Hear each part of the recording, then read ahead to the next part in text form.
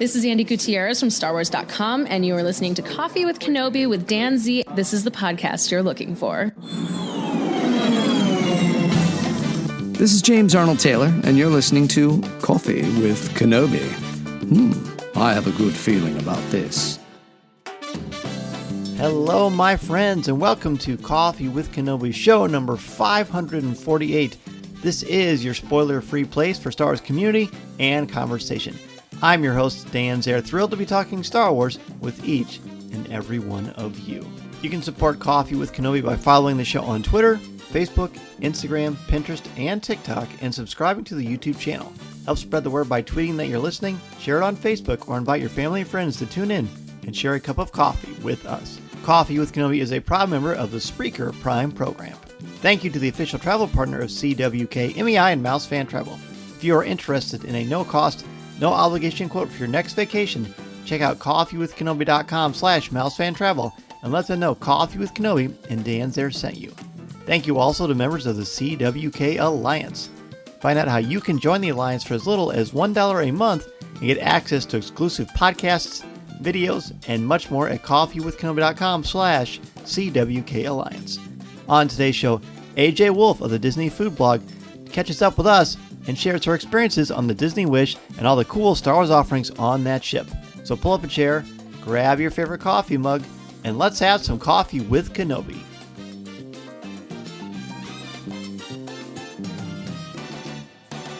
So who talks first? You talk first? I talk first. Joining us today for a cup of coffee to talk about the Disney Wish and all the amazing offerings there, but of course, we're going to emphasize the Star Wars portion of the ship, is returning guest from the Disney Food Blog, AJ Wolfe. AJ, welcome back to the show. Thank you, Kenobi Dan. I'm so excited to be here. Thank you very much for giving me the opportunity.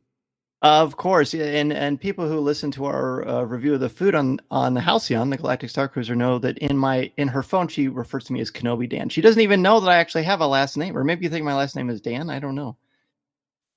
Dan Zehr. Oh, here we go.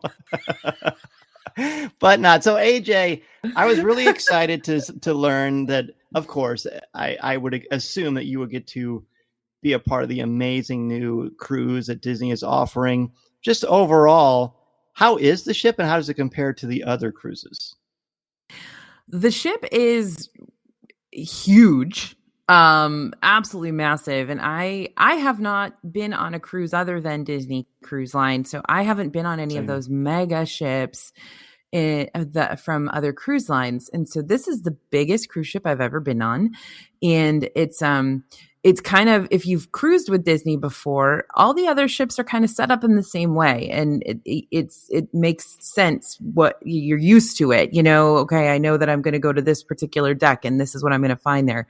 Totally different with the Wish. It is the way that it's set up, the actual architecture of it is very, very different. Where lounges are, where the food is, it's different. And so it's a tough one to wrap your head around if you're only on it for 3 days. I imagine so. Because are the offerings? Are they just offering 3 and 4 night cruises now? Do you know, or do they do longer ones too? I believe so at the moment, because it's doing the Wish is doing kind of that Bahamas route at the moment, but I haven't looked further out to the end of this year or next year to see if I know that some Bahamas cruises are 7 nights, so I'm sure there are going to be those. Well, like you, my only experience is Disney cruises. I've only been on one. It was the Disney Dream. It was on our honeymoon. It was a tremendous time. And what we always tell people is that, yes, for people who are maybe not necessarily hardcore Disney fans like we are, there may be a little bit of trepidation about going on a ship like this or doing a Disney cruise in general. But what I told people is, and of course on our honeymoon, we had no kids. It was just 2 of us. There are so many adult only areas that if you didn't know better, you would swear there were no kids anywhere on the planet. Yeah. I mean, it's really amazing. It is amazing. And something that's a little bit different about this ship too, is that on the other Disney ships, the adult only areas for the pools, you know, the cove area, kids can actually sort of get over there and sometimes have to get through there to get to elevators and stuff like that. And the way that they've set up the cove area on this ship, there's no reason for anybody to go over there unless you're an adult. And so there's no other transit over there. So it keeps it even more so isolated. That makes sense. Now, what are the Yeah. specific adult-only offerings? I know Castaway Cay has a private adult beach, which to me is one of the best places to go. But what about the ship itself? Are there exclusive restaurants and things, which, of course, that is certainly your wheelhouse of the Disney food blog. What did you experience there?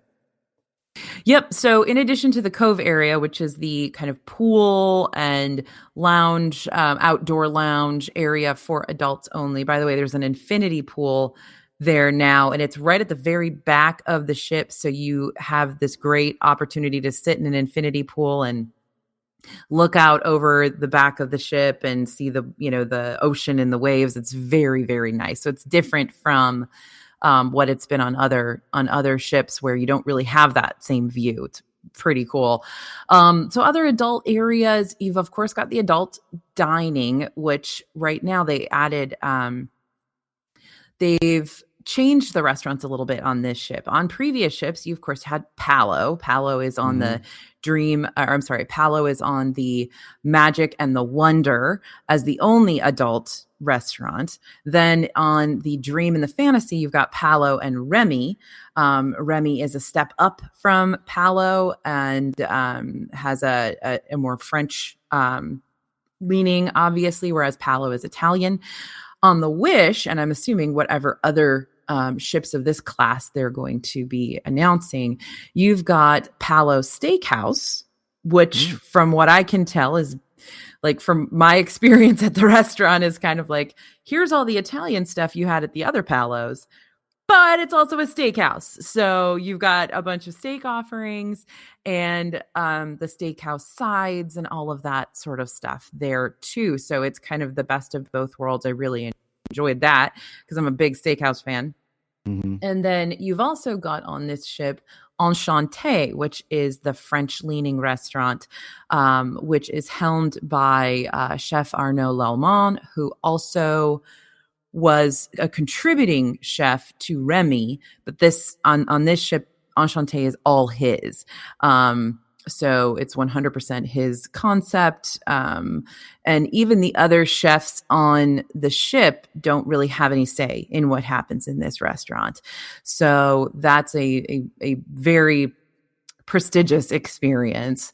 So that's what you've got going on. And of course, you've got the Rose, which is the lounge shared by those two.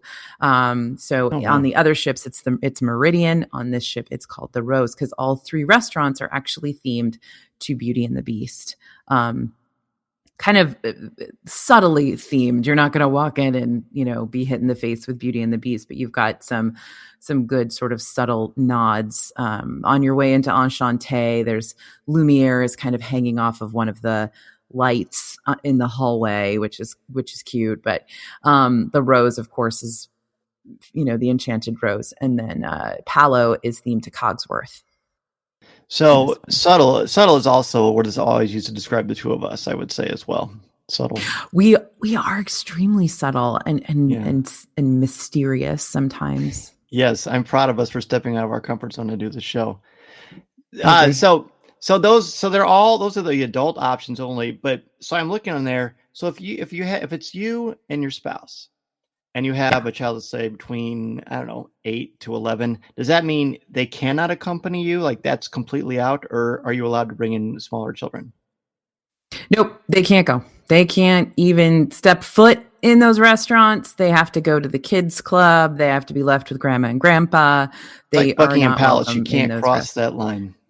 Exactly. Red. Put them outside with applesauce. Put them outside with an applesauce. That's what I do. But the other thing to note with adults only too is that you've got the lounges, which are spread out throughout the ship. Those are for families during the day, and then they turn into adult only locations at night. So that's something else to mention too. That's the same on the other ships too. The other ships have that same feature with the lounges tend to be like They do like family games and stuff in them during the day and crafts and stuff. And then at night, they are adult-only lounges. Including the one that you just mentioned. The Rose, no. The Rose is always going to be not. adult-only. Okay. And that's not even really open during the day. It's just kind of an evening thing. So that makes sense. Yeah. But the other lounges like like Hyperspace or Keg and Compass, there's a few others, Nightingales, there's a few others on the ship. Those are all going to be open to kids during the day, but not at night. Okay, that's great. So, of course, we're going to talk about the Star Wars options after the break. But before we get to that, you mentioned there are things for kids to do while the adults are doing their thing. And I feel like these cruises, the Disney cruises, do something amazing where some kids, even kids that are a little reluctant or don't want to be away from their families, I feel like there's so many fun options and the cast members are so outstanding that not only do you feel safe, but the kids want to be a part of those experiences. And you brought your son on the ship. So what are some of the things that he enjoyed or that are there for kids to enjoy that adults can't be a part of? Well, my kid is a weirdo and he doesn't like the kids clubs on Disney Cruise Line. He's a little bit of a, suction cup and just hangs out with me all the time, which I don't understand why that would be more fun than hanging out at the kids clubs. But on this particular ship, they've got a totally new concept for kids clubs. On other ships, they have the Oceaneer Club and the Oceaneer Lab, and those are for different ages. This time around, you've got the Oceaneer Club, and it's really for a variety of ages. Anybody over kind of the age of 3 can go hang out in the Oceaneer Club, and they got several different rooms and different concepts for those kids. And I think they did that, which if this is true, props to them, because a lot of times siblings would have to be separated into 2 different spaces. Right. And that can be a little scary, especially for the little kids. So this way, if you have siblings who want to hang out together and they're at different age groups, they can do that in the Oceaneer Club. And so in the Oceaneer Club, it's really cool. There's actually, the coolest part about it is that there's actually a slide from the Grand Hall, the big atrium where you enter. There's a slide down into the Oceaneer Club from there. So you can run into the Grand Hall and immediately just take the slide down to the kids club, which is awesome. But once you get down in there, you've got several rooms, and of course they're IP themed this time around. So you've got Star Wars Cargo Bay, you've got Enchanted something or other for the princesses, you've got a Marvel room, and there's a kind of a Mickey Mouse themed room for the younger kids, the kids that are just starting to get to the age of the Oceaneers Club. And then they have an Imagineering themed room where kids can kind of create their own roller coaster and ride it and stuff like that. So there's a lot of cool stuff to do in there.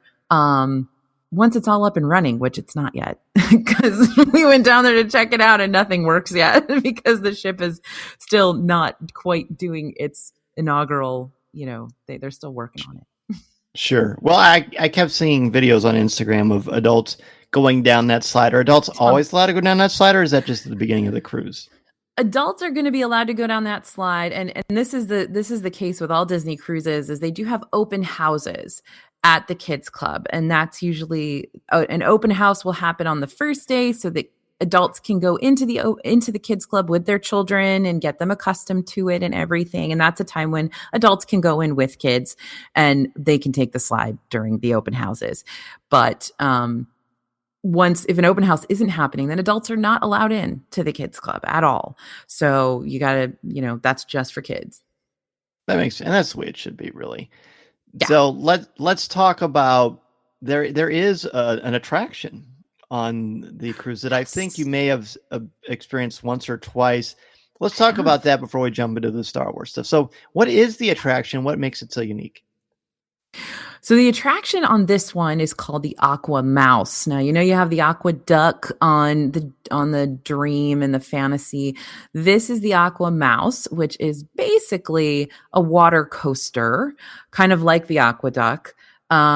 Except the thing that differentiates this is that you go through a giant tunnel at the beginning where there are screens on either side, running through a Mickey Mouse short. So there's two I guess, stories that can be playing. The first one is an under the sea kind of scuba story of Mickey and Minnie trying to find mermaids. And then the second one is an alpine. The snow is melting because the sun's so hot, and so they are trying to go like sledding or something, and they can't because the snow is melting and it's too hot. So that's the two stories you might see as you go through that big long tunnel, just kind of bringing you up a hill, kind of like if you're on a roller coaster and you go up that big hill for the drop in. So that's kind of what that's about. How is the drop? Is it just like a fun family drop? Yes, it's a water slide. So, you're on this raft, you go up to the top of this little hill, and then you drop into the water slide, but it's not like a straight drop down or anything like that. It's just, a very family friendly angle. Yeah. I guess, it's not like Sure. you're not dropping a very family friendly angle that just takes you gently down and around the ship and yeah. That's cool. And I understand that there's a record for the amount of times that as far as I know, my son and I hold the record, but it may have been broken already. I don't know, but we did end up riding it 32 times. Which is an awful lot to ride it. So you don't care if you ever experience it again? No, I'm good. I'm solid on it now. But I will tell you, Kenobi Dan, that at the beginning, when on the first cruise that we took on the Wish, which was the christening cruise, the Aqua Mouse was broken down a lot, and we didn't know why. And then we realized, we heard from cast members that it was because they were letting people go on the rafts alone without a second rider, and they were getting stuck because there wasn't enough weight in the raft. So they were getting stuck in the coaster. And so they had to shut it down and go rescue them. And so on the second cruise that I went on with my son, I actually did have to, I had to ride with him every single time because you can't ride alone anymore, at least for now, until they fix that. Right. And so that's why I had to ride with him every single time. Yeah. That makes sense. And as far as once they figured that out, there were no problems then? Right. As far as I know, and we definitely didn't see any sort of breakdowns, quote unquote, on the second cruise that I went on, because they did realize, well, this is the problem. You need two people in the raft. But that's you're not always going to have someone with a second. So they're going to have to figure out how to make that work. Find a buddy. Yeah, find a buddy. Right, very good. Or weight the rafts more. I don't know. Yeah, that would work too. Like when you're scuba diving. So we were going to take a quick break, and then when we come back, we're going to talk all about the Star Wars options on the Disney Wish. I'm Dan Zehr, and this is Coffee with Kenobi. This is Vanessa Marshall, and you're listening to Coffee with Kenobi.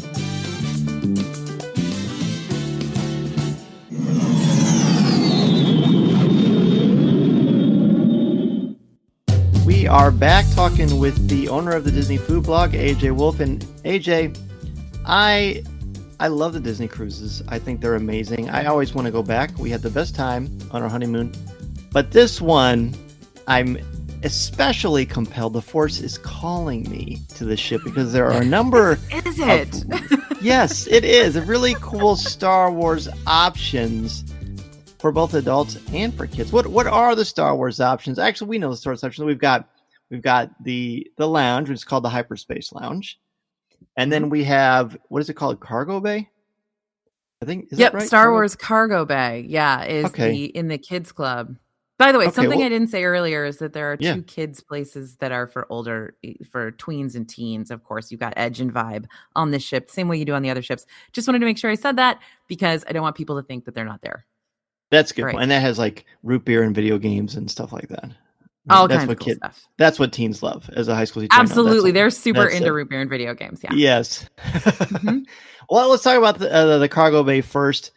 When I hear Cargo Bay, I think of Launch Bay, but it's not the Launch Bay. It's you were kind enough to send some exclusive video and pictures of this area. It looks fantastic. It's super cool. Yeah. And, it's kind of the same vibe you're going to get on the Star Cruiser. So it's that sort of a vibe. And then there are a few things in that particular room where you can scan your little kids club magic band and do some activities on some screens. So there's a little seating area place to hang out. There's a bunch of, I'm sure that little Kenobi Dan would have had a blast going and like finding all the hidden secrets and all the, all the very cool stuff that the Imagineers have hidden around in there. I have heard that the color of Porg poop has been made canon in the Star Wars cargo bay on the Wish. Finally. So I know you've been petitioning for a while. I have. Yeah. I was hoping to have it named after me, but you can't have it all, No, sometimes you just have to have something for the good of everyone. Sure. But Chewie and Rey come in here from time to time and you have fun things fun missions that they send you on as an Oceaneer Club member. So there's lots of cool stuff in here. And I wish I could tell you in more detail about it, but I'm not as smart as you are in this particular context. Well, you're forgiven. So did your son love it? Again, my son doesn't like kids clubs. So but did he at least explore it when you walked around? Absolutely. And he definitely, like, had he gone to the kids club, he was most excited about this particular room because it is very cool. And there's a lot going on and a lot to look at. So there are games, there's a ton of great picture options, and it looks like there's a Porg that's like in a little crate or something. There is a Porg and there's a caged Porg, and he's an animatronic, so he will make noises and look at you and talk to you and things. I mean, not in words, but in Porg words. Right. Porgies. I just made that up. I believe there's a loft cat over there. Oh, I think that's right. I feel like I heard that. Kind of the same as what you'll find in the caged animals in the creature. Also Lothcat. Mm-hmm. Yeah. Galaxy's Edge in the marketplace. Yes, exactly. So you're going to find the same sort of thing. And then there are a couple of other caged and tanked creatures in there. So there's lots. There's lots. So besides the games and things to look at, are there like things to climb on, like that sort of stuff too? Like not in that particular. I mean, not in that particular room. If there are lots of things to climb on in the younger kids' rooms, so you've got almost like little indoor playground, really, in the Mickey Mouse room over there. And then in the Marvel room, you have the option to create your own Marvel hero suit. So you can go stand in this little, I guess it's just this little isolation chamber, and you scan your little magic band and you choose what you want, and it can digitally put the suit on you. So there's lots of cool things to do, but a lot of it's digital. There isn't a whole lot of climbing to be done. Sure. Most of it is going to be scan your band and create something cool digitally. You keep mentioning a band. Is there a magic band that you can only use on the cruise? And I'm assuming they give that to you. I never knew there was a band on any of the cruises. So this is a very, very good piece of information. If you are going with kids that are Oceaneer Club age, which is I believe it's something like 3 to 12 or something like that. And after that, they graduate into the tween rooms. You want to go on your DisneyCruiseLine.com little area, the little reservations area before you get on the cruise. And if it notices you have a kid traveling with you, it'll prompt you to do this. You can register them for the kids because they have to be registered before they can go. So you can register them before you even get on the ship and sign your little release form and everything that you need to do for legalities. And then when you go and check into the ship, before you even get on the ship, just when you go through at Port Canaveral, and they check your passports and everything, they will give your kid a magic band, and it has Disney Cruise Line, has Captain Mickey on it. It's red. It's got Disney Cruise Line stuff on it. And that magic band is how they are going to be able to both sign in to the kids club, and also they're going to be able to use it at all the little fun digital games and stuff. They're going to be able to use that magic band, and that's theirs to keep. If you give it back at the end, you get $12 or something like that. But it is theirs to keep if they want to. And so that's kind of how that whole system works. So grownups don't get magic bands, just the kids. And that's sort of their little wristband letting the crew know that they're allowed to be there and this is who they are and their information. And if they need to contact the parents or something like that, that'll be all on that magic band. Oh, that's neat. So adults don't need one because all of that communication is done through the app, right? The Disney Cruise app itself. Done through the app, yep, and your room key and stuff like that. So you don't have a magic band as a grown-up, but the kids do, and that's their ticket in. That's really, really cool. And then I'm assuming that magic band, if they keep it as a souvenir, they can use that same one if they go on another cruise? I believe so. Haven't tested, though. Okay. And I'm also wondering, I'm just going to ask you all the questions. Can you use that magic band in like the Magic Kingdom? I don't think so. I was told by the person we checked tech. in with that, I was told by the person we checked in with that you can't use it in the parks. But honestly, a magic band's a magic band. So it may be a situation if you can register that particular magic band with your My Disney experience that it could do the same thing. But I'm not sure, like you said, is it the exact same technology? Is there something missing from it that isn't going to work? Is there the long range RFID isn't there and just the short range is there or something like that? I don't know. That makes sense to me. And plus then if it doesn't work, then you have to get a magic band and pay more money. So that would be smart. Yeah. Now, are the other cruises, do they also use a magic band situation or is this brand new for the Wish? I think they do now. Yes. I think the last time I went on the Dream with my son, which was ages ago, but I do think they did use that system. Interesting. All right. Now we got to talk about the thing that I'm the most excited about, the Hyperspace Lounge. Now I've been told that the Sublight Lounge is far superior to the Halcyon is far superior to this lounge, but I want to keep an open mind. The pictures I've seen and what people have told me, they're both pretty spectacular. But what are your overall experiences and some of the highlights for the Hyperspace Lounge? So I think that Sublight is the better lounge. It's bigger. Because you hung out with me there. I get that. Right. And there's Sabacc, which I mean, we do not have at Hyperspace Lounge unless we bring our little Sabacc cards from from the Star Cruiser. So that's, automatically we're done there. I do not have stormtroopers helping me play Sabacc, so that is a problem. Overall, I do, I like the little thing in the background where you're every 7 minutes you're jumping to a new sector. Is that a word they use in Star Wars? Yeah. Okay. And so every 7 minutes you're going someplace new, which is fun, but it's novelty one time. And then after that, you're just kind of like, oh, okay, oh yeah, we're jumping to hyperspeed again, So, that is interesting, but the interest fades pretty quickly on that one. So the things that they're really betting on with Hyperspace Lounge are going to be their fancy novelty drinks. And they, of course, have the you can buy the souvenir cups, which are literally the same exact thing as they are over at Star Cruiser. But don't say that to them because they get really upset because then they will show you says the Wish on it. So that's the only difference. Now on the Star Cruiser, can you buy those cups? I think can you? I don't remember. I didn't buy one, so I don't remember.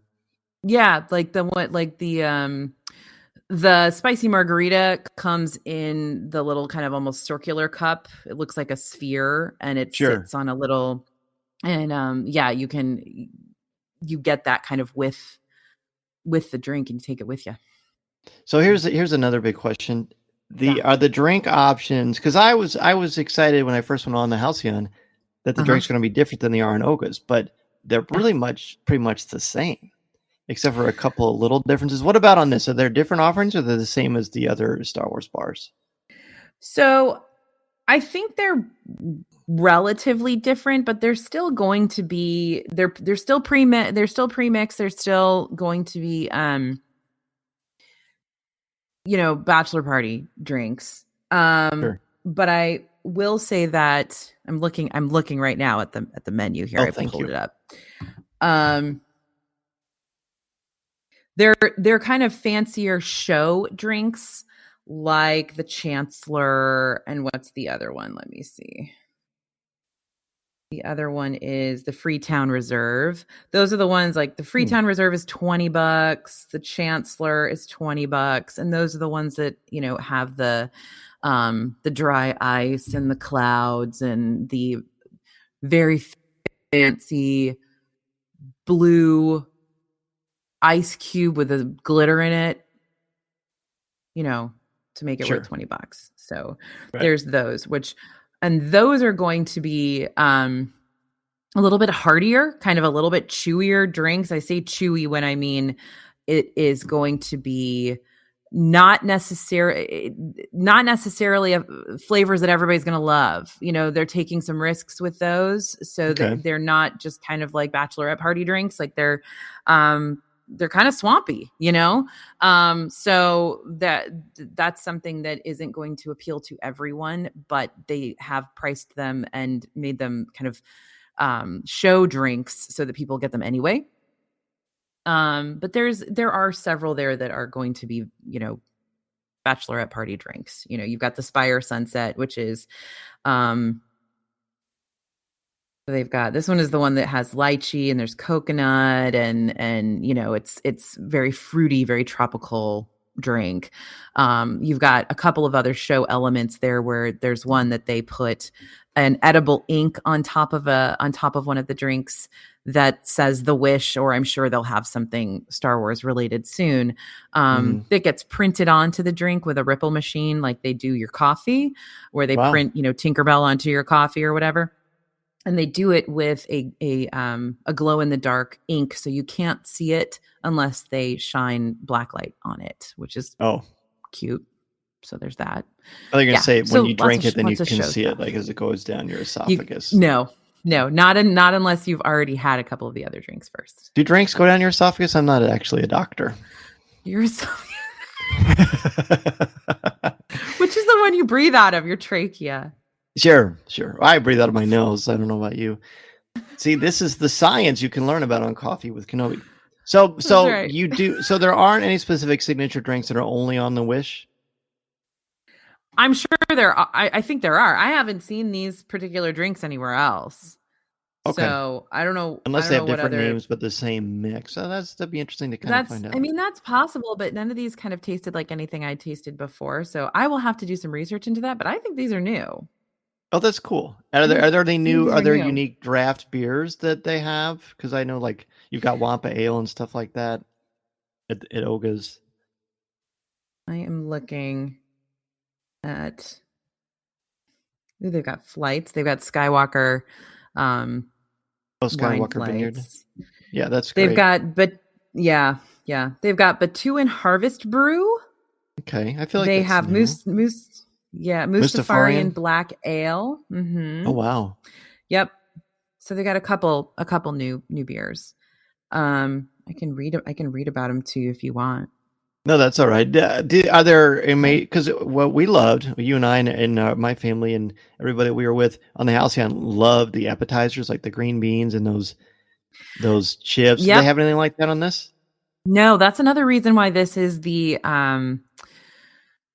subpar location compared to the Star Cruiser is there's really no food. And I'm wondering if they'll bring food in at some point here. Mhm. But right now there's not. And also something else that they do have to know about Hyperspace if you go on the Wish is that because it's so popular, they often do have to run a reservations only system. So the first day you get on the ship, go over to Hyperspace and see, are you taking reservations? Do I need a reservation? And get yourself a reservation to make sure you can get in. And when I was on the ship going to Hyperspace, it was a 45-minute limit that you could be in there. Like which Oga's, again, kinda. like Oga's, but again, this may be just because I was on the ship with a bunch of media and everybody Sure. wanted to get in there because the big story at the time was the Kyber crystal drink. Right. So everybody wanted to get in there. So when you're on the ship, it may not be that much of a draw for people, but on the second cruise I went on, that still was, you still had to get a reservation. So make sure that's one of the first things you do when you get on the ship is go get a reservation. I definitely will. Now, that's not something, I know, like for Palo and things like that, you can book that stuff way before you get on the ship, but you can't do that here. It is not an option on the app at the moment. And I don't know if they just didn't think it was going to be as popular as it is. And that's why they didn't build that in, but it may very well build it in the future if it continues to be like this. Now they're still just running media cruises at the moment. I think the inaugural isn't till August 1st. And so it's still just a bunch of media and travel agents and people who are on the ship who are trying to give an idea to their, to their audiences. People. Sure. So once the inaugural cruise starts and we start having guests on the ship in that way, then this might not be as popular as it is now. I don't know. So I think Disney doesn't know either, and they're waiting to see what shakes out and if they do need to make this lounge a reservation only lounge. Fascinating. Speaking of fascinating, there was, as you mentioned earlier, there's a very unique exclusive drink that has certainly raised a lot of eyebrows. I need to hear all about this. What is it called? Because I know it's like a Kyber crystal drink, but it's not spelled the way Kyber normally is. There's a lot to kind of discern here. You sent me a great link to one of your posts on your amazing website that really fills in all the gaps about what this is. But I want you to share with us about this drink. And how many did you have when you were on the ship? I had 0 because when I was on the ship, they weren't actually selling it at the time. And it was this big mystery really about what it was. And bottom line is it's a Kyber crystal. It's spelled Kaiburr. Did they say why it's spelled differently? Kenobi Dan, I have no idea. That might be too esoteric. I didn't even know it was spelled differently. Yeah. Kyber is the normal. Yeah. Kyber. Okay. No, I don't know. It's Kaiburr. And it says the galaxy's rarest and valuable cocktail, which I think is a typo because I think it should be rarest and most valuable cocktail. So I don't understand why they didn't put that in, but it's $5,000. And all we knew at the beginning when we got on the ship, before the kind of story broke, is that, there's a $5,000 cocktail. What in the world? Right. And I started to ask, the director of food and beverage on the ship, and we're like, what is going on with this drink? And they would not budge. They would not tell us anything. And I think it was still sort of being developed. But we had sort of gotten a tip when we were on the Star Cruiser months ago that we should look out for the ice bucket, right? The ice bucket, which I don't know what it's actually called. Cantomo. Okay. Yep. Yeah. That one. We got a tip on the Star Cruiser, which this particular item is in the cargo hold on the Star Cruiser. And we were told, look out for this on the Wish, right? And so that is basically the vessel in which your cups and the drink come to you. And you can see pictures of it. It's in Hyperspace Lounge. They have it on, on the back thing, the back, whatchamacallit? Yeah, the shelf. And So anyway, the whole thing about this drink is that, of course, it's not just a drink. You get included in it is a trip to Skywalker Ranch and a bunch of other stuff that's included in your $5,000 purchase. So it's very, very cool how it works. I've seen a leaked video. I haven't gotten it myself, where it kind of opens almost like a spaceship would open, and you take the drinks out. But the reason why it costs as much as it does is because it includes several other things that go along with your drink on the ship. So what are all the things? You mentioned the trip to Skywalker Ranch. Does that mean that covers your flights and your hotel? Okay, so what else is included in the $5,000 drink? You get 4 drinks and 4 cups. There are 3 shots. Do you want to know exactly what the shots are? Sure. Okay, all right. So the cocktail itself is cognac, yuzu and kumquat, Grand Marnier. And then the shots are Pappy Van Winkle's Family Reserve 23-year bourbon, Taylor's Kingsman Edition Very Old Tawny Port, and Watenshi Gin. It comes served in a Camtono. See? Did I say that right? You did. So my website knows what it is, even if I don't. That's right. And let's see. You don't get to take the Camtono home. It stays there. Okay. Cups are silver plated. You get to keep all 4. And you also get a Star Wars backpack, water bottle, other gifts, and a room decoration that is themed to Hyperspace Lounge. You also get a bottle of sparkling wine from Skywalker Ranch and a voucher for 1 person to visit Skywalker Ranch. So does that mean they pay for your flights? That's what I'm wondering. Because if it includes a trip to California, then I would say you feel a little bit better about the purchase. But just getting a backpack, well, I'm sure it's a lovely backpack, although I don't know what it looks like.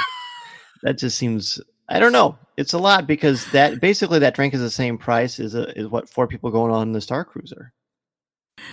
Right, exactly. And so what it says here is what it includes is a, quote, special themed escort off of the Disney Wish cruise ship. So I think when you get off of the Wish, they take you to Skywalker Ranch, which sounds like your flights are included.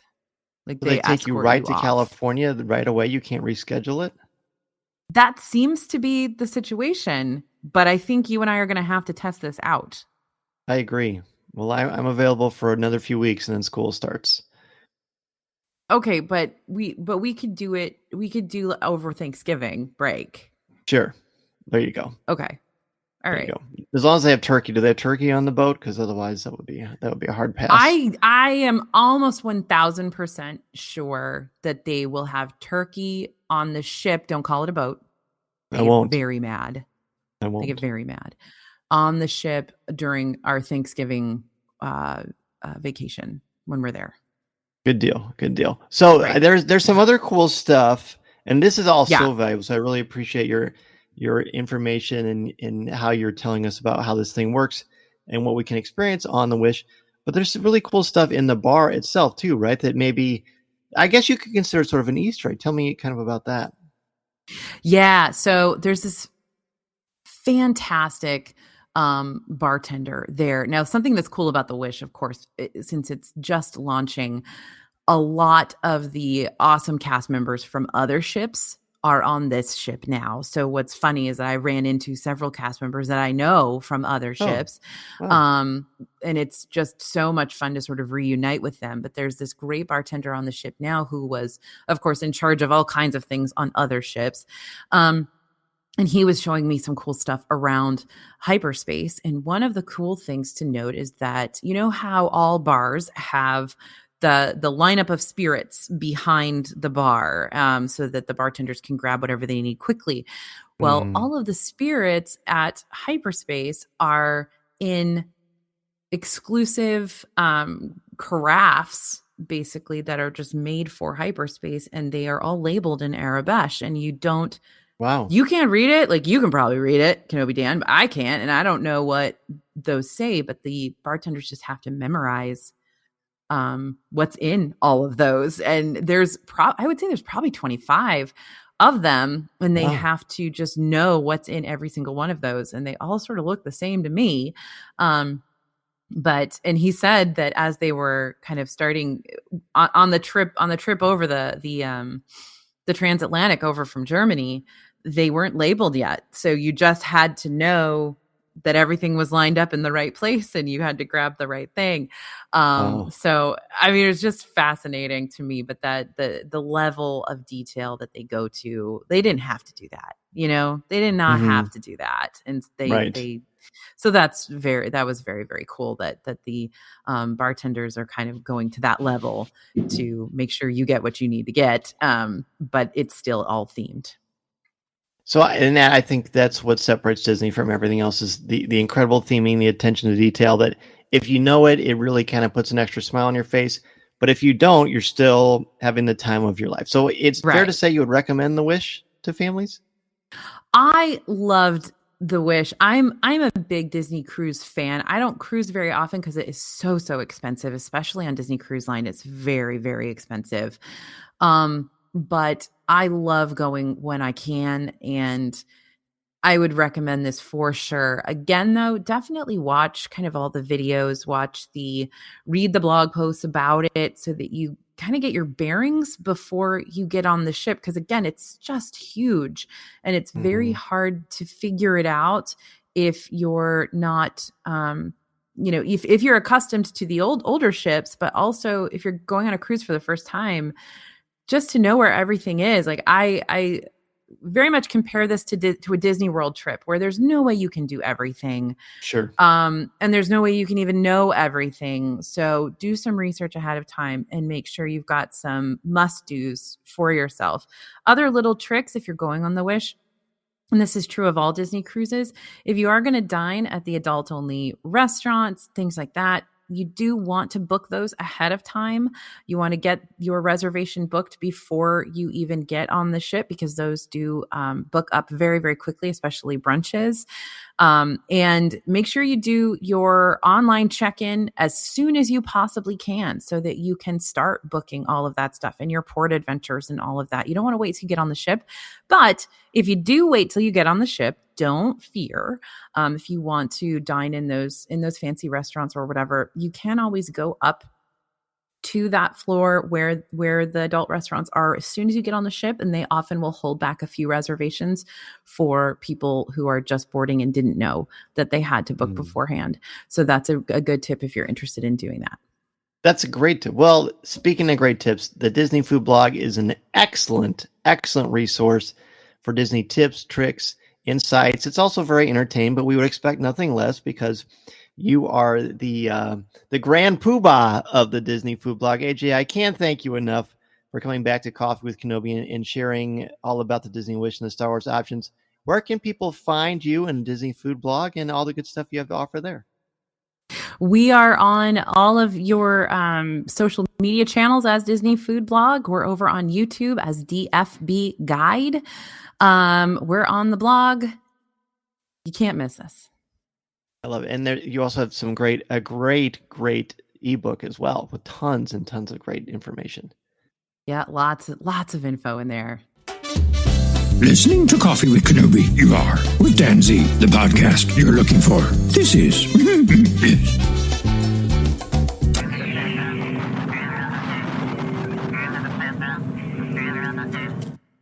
That is going to do it for this week's show, Coffee with Kenobi. Thank you so much to AJ Wolfe for joining me and sharing all of the secrets and fun little tips about the Disney Wish. I'm sure we'll be doing many more shows about this experience.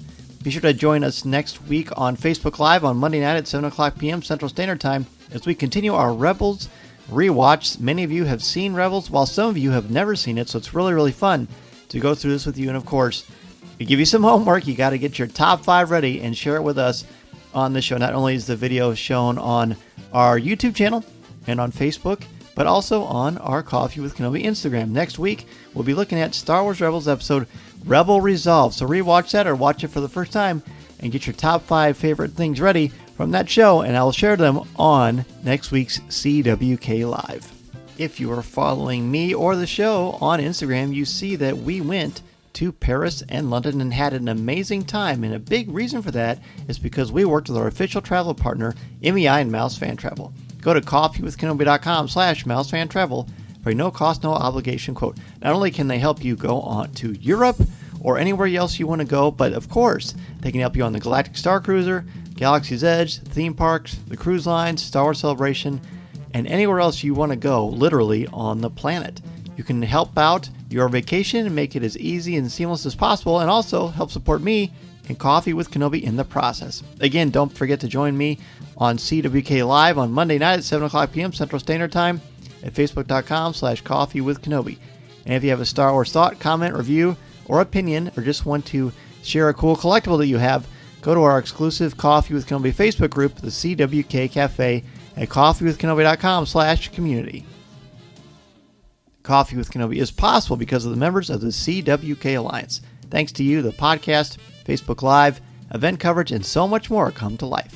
Find out how you can help the show for as little as $1 a month by joining the CWK Alliance, and you will receive access to CWK Pour-Over, an exclusive weekly audio and video podcast not heard anywhere else.